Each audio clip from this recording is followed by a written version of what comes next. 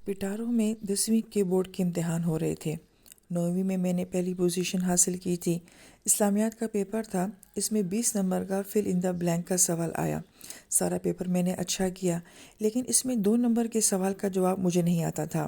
میں ہاتھ پر ہاتھ دھرے بیٹھا سوچ رہا تھا کہ اتنے میں میرے ایک ساتھی نے ایک چٹ پر سوال حل کر کے مجھے دے دیا اور میں نے جواب لکھ دیا۔ لیکن جب میں پیپر واپس دینے کے لیے گیا تو میرے دل میں یہ خلش پیدا ہوئی کہ میں ہمیشہ اپنی کامیابی سے لطف اندوز ہوا ہوں۔ اگر میں 2 نمبر کا سوال نہ بھی کروں تو پھر بھی شاید میری پوزیشن آ جائے گی۔ پھر میرے دل میں خیال آیا کہ پوزیشن تو 1 یا 2 نمبروں سے ہی آتی ہے، لیکن ان ساری سوچوں کے بعد آخر کار میں نے وہ جواب کاٹ دیا اور جوابی کاپی ممتحن کے حوالے کر دی۔ جب رزلٹ آیا تو میں پھر بھی پہلے نمبر پر تھا۔ سیکنڈ آنے والے لڑکے کا 1 نمبر مجھ سے کم تھا۔ میں آج بھی اپنے بچوں کو خوش ہو کر بتاتا ہوں کہ اگر میں وہ بددیانتی کر لیتا تو مجھے اپنی کامیابی کا اتنا مزہ نہ آتا۔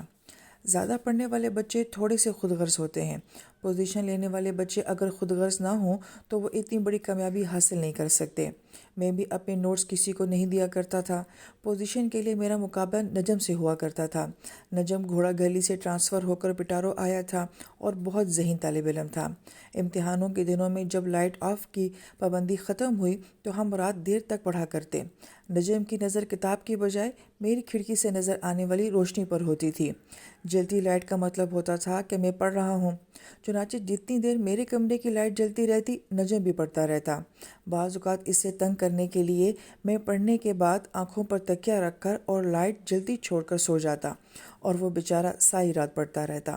صبح اسے نیند آ چکی ہوتی اور وہ سو چکا ہوتا، جبکہ میں نیند پوری کرنے کے بعد دوبارہ پڑھنا شروع کر دیتا۔ پھر کالج میں باکسنگ کا سالانہ مقابلہ ہونا تھا اور تمام کیڈٹ باکسرز اس میں حصہ لے رہے تھے۔ میں چونکہ وزن میں کم تھا اور نہ ہی میں اچھا باکسر تھا، اس لیے میں اس کھیل میں حصہ نہیں لے رہا تھا۔ لیکن پھر اس طرح ہوا کہ مجھے اس کھیل میں بھی حصہ لینا پڑا۔ ہوا یوں کہ میری کلاس کے ایک باکسر نے ساری کلاسوں کو چیلنج کر دیا۔ اس باکسر کا نام خالد بھٹی تھا۔ خالد آج کل فوج میں کرنل کے عہدے پر فائز ہے۔ اس کے چیلنج کا اعلان ہو رہا تھا، لیکن کوئی بھی اس چیلنج کو قبول نہیں کر رہا تھا۔ بھٹی میرا دوست تھا۔ مقابلے سے پہلے میں اس کے پاس گیا اور کہا، مجھے معلوم ہے کہ تم مجھے بہت مارو گے، لیکن تم اسے نمائشی میچ ہی سمجھو، اپنی قوت کا مظاہرہ بھی کرو، جیت بھی جاؤ، لیکن میری پٹائی ذرا کم کرنا۔ اس نے حامی بھر لی۔ جب میں ونگ میں داخل ہوا تو کافی مطمئن تھا، 1 منٹ کے 3 راؤنڈ ہنسی خوشی گزر جائیں گے، لیکن جب پہلی گھنٹی بجی اور لوگوں کا شور بلند ہوا تو میرا دماغ ایک دم سے معاف ہو گیا اور میں ساری منصوبہ بندی بھول گیا۔ بہت سی نظریں میری طرف اٹھی ہوئی تھیں، ان میں موجود اعتماد اور جیتنے کی تلقین مجھے تن کر کھڑا ہونے پر مجبور کر رہے تھے۔ دوسری طرف خالد بھٹی کا بھی یہی حال تھا۔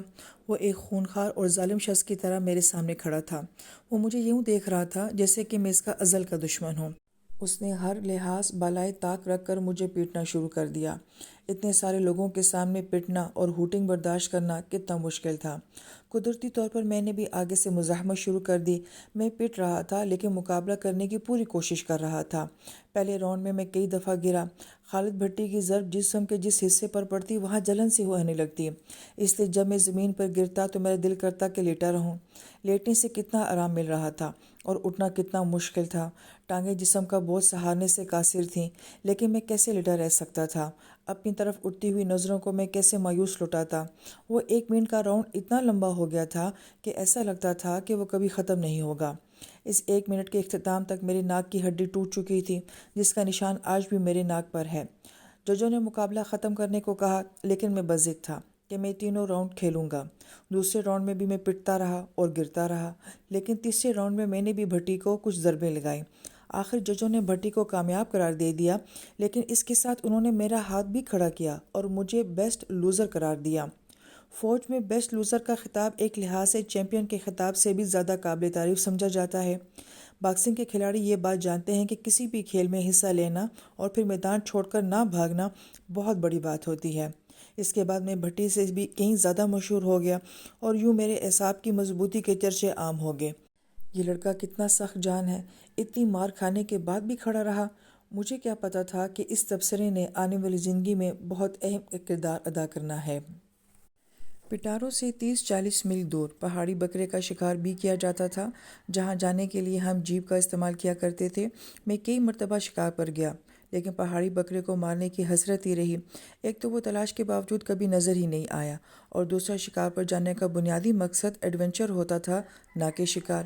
جب کبھی آپ جنگل میں اسلحے سے لیس تنہا کھڑے ہوں تو آپ کو یہ احساس ہوتا ہے کہ آپ ہی اس علاقے کے کرتا دھرتا ہیں۔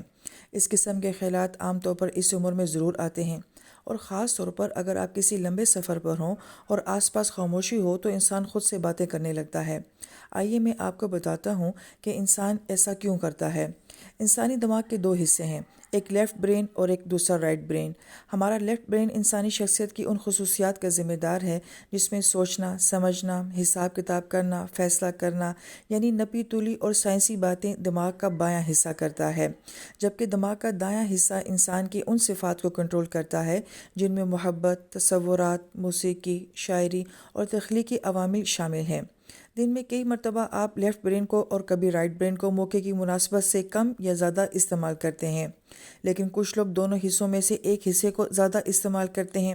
اگر آپ لیفٹ برین کو زیادہ استعمال کرتے ہیں تو آپ کے لیے سائنسدان اور منتظم بننا زیادہ فائدہ مند ہوگا، جبکہ رائٹ برین استعمال کرنے والی چیزوں کے موجد، شاعر اور ادیب ہوتے ہیں۔ لیکن یہ بات اپنی جگہ درست ہے کہ آپ دونوں حصوں کو استعمال کرتے ہیں، تنہائی میں یا خاص طور پر سفر کرتے ہوئے، چاہے وہ ریل گاڑی کے ڈبے میں درختوں کو گننا ہو یا کسی ویرانے میں چلتے چلتے مختلف احساسات اور سوچوں میں محو ہونا ہو۔ اس دوران انسان عام طور پر اپنے رائٹ برین کا استعمال زیادہ کرتا ہے۔ کیا آپ نے کبھی محسوس کیا کہ سفر کے دوران نماز پڑھتے ہوئے، سیر کرتے ہوئے، لمبی ڈرائیو کرتے ہوئے آپ کو اکثر اپنے پسندیدہ لوگ یاد آتے ہیں؟ آپ اپنے ماضی کو یاد کرتے ہیں اور مستقبل کی پلاننگ کرتے ہیں۔ آپ ایسی چیزیں سوچتے ہیں یا تخلیق کرنے کے بارے میں سوچتے ہیں جو مصروف زندگی میں آپ سوچ نہیں پاتے۔